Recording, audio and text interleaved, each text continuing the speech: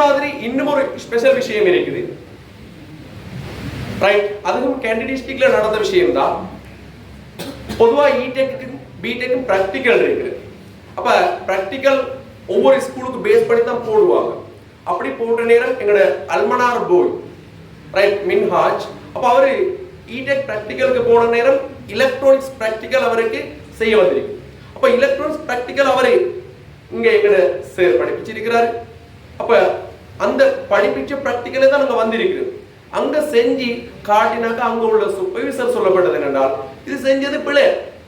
இப்ப இவரே சொல்லியிருக்கிறார் இல்ல இப்படித்தான் வரேன்னு சொல்லி, திருப்ப 2வது முறையும் சொல்லி அது பிள்ளைன்னு சொல்லப்பட்டிருக்கு. எவ்வளவு ஒரு கெட்டிக்கார போய் உண்டு.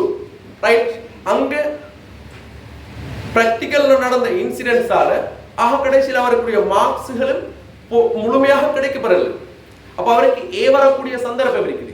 ஏன் அந்த நிகழ்வு நிகழுதுன்னா உங்களுக்கு தெரியும் பிள்ளைகள், இந்த டெக்னாலஜியை பொறுத்தவரையில பிள்ளைகள் டீச்சர்ஸ் மார்க் தட்டுப்பாடு கூட. எந்த அளவுக்குன்னா நான் கேள்விப்பட்டிருக்கிறேன், ஏல பயோ படிச்ச ஒருத்தர் பயோல ஃபெயில். அவர் அப்ப ஈசாஃப்ட்ல பிகாஸ்ல போயிட்டு ஒரு சிவில் இன்ஜினியரிங் கோர்ஸ் செய்யறாரு.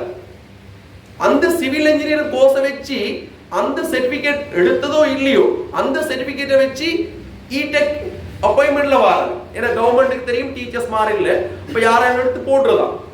அப்ப அப்படி ஒரு டீச்சர் மார் ஒருத்தர் செட் ஆன அந்த சூப்பர்வைசிங்ல அவருக்கு சிவில் மட்டும்தான் தெரியும். அப்ப எலக்ட்ரானிக்ஸ் பிராக்டிக்கலை செஞ்சு காட்டுற நேரம் அவருக்கு தெரியாது. என்னது பிள்ளைகள பிரச்சனை அல்லது.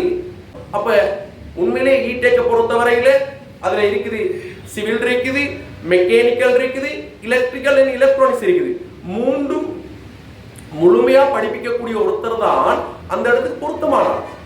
அப்ப சிவில மட்டும் ஒரு கோர்ஸ் செஞ்சுட்டு வர ஒருத்தரை கொண்டு போட்டா அவர் பிராக்டிக்கல் சூப்பர்வைசரா வந்தா, அல்லது மெக்கானிக்கலை மட்டும் செஞ்சுட்டு வர ஒருத்தரை போட்டா அவரை சூப்பர்வைசரா வந்தா அந்த பிள்ளைய நிலமோ அதே கதி.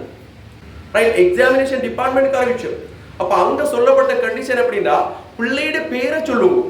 அப்ப பிள்ளையோட பேரை சொன்னா என்ன நடக்கும்னு சொன்னால் அங்க நடக்க போற விஷயம் எப்படின்னா இவர இண்டெக்ஸ் நம்பர்ல எடுக்கப்பட்டு அது ஒரு விசாரணைக்காக போடப்படும். அப்ப விசாரணை முடியும் வரைக்கும் பிள்ளைகள் ரிசல்ட் அவுட் ஆகாது. அப்ப அந்த இடத்துல நாங்க ஆர்கியூ பண்ணதா செஞ்சுட்டு முடிச்சுட்டு வாரதா அப்படி ஒரு நிலைப்பாடு வந்துச்சு. பிராக்டிகலுக்கு போன இடத்துலயும் பிராக்டிகல்லையும் எலக்ட்ரானிக்ஸ்ல போனோமே தான் அதுலேயும் தெரியாத எங்களுக்கு வந்தேன். முன்னாடி வந்தவர் தான் எனக்கு வந்தேன். அவர் வந்து அவருக்கு எலக்ட்ரானிக்ஸ் பற்றி கொஞ்சம் தெரியும், ஆனால் பெரிய அளவு நாலேஜ் வந்து இல்லை. இன்ஸ்ட்ருமெண்ட் பற்றி அப்படிலாம் பெரிய அளவு வந்து இல்லை. என்னன்னா அந்த ஒசிலோஸ்கோப்பில் ப்ரோப் எல்லாம் கொஞ்சம் சார் அவர் அதெல்லாம் கணக்கெடுக்கவும் இல்லை. நாங்கள் சொல்லியும் அவர் வேறொரு மிஷினை பார்த்துட்டு இது சரி வராது, நமக்கு இது செய்ய தெரியா அப்படின்ட்டு இந்த டைம் முடிச்சு போட்டு அனுப்பிட்டார்.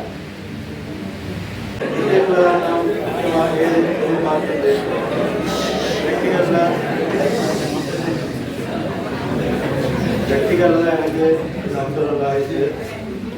இதாயி இன்னும் செல்லாரு எலக்ட்ரானிக்ல